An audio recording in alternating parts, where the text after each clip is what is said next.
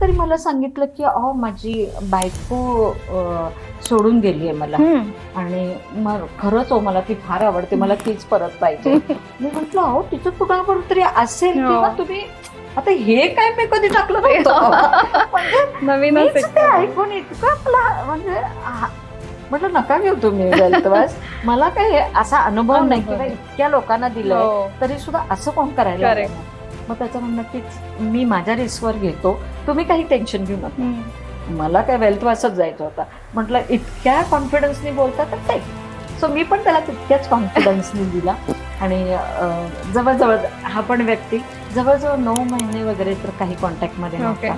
आणि I was very sure की माहिती हे बघ एक खात्री आहे या वेल्थवासची की कमसे कम तुम्हाला पैसे तरी कमसे कम नाही पैसे तरी नक्की येतात. बरं. आता ह्याच होतं की पैसे खूप आहेत, मला बायकोच पाहिजे.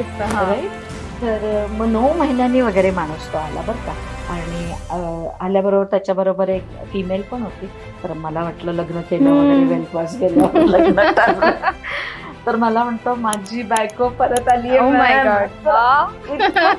आणि त्यात म्हणजे आम्ही तिघांनी एकमेकांना मिठी मारली असेल की तिचं पण म्हणणं होतं की लिटरली वेल्थवास ठेवल्यावर 1 महिन्यात बायको आली परत.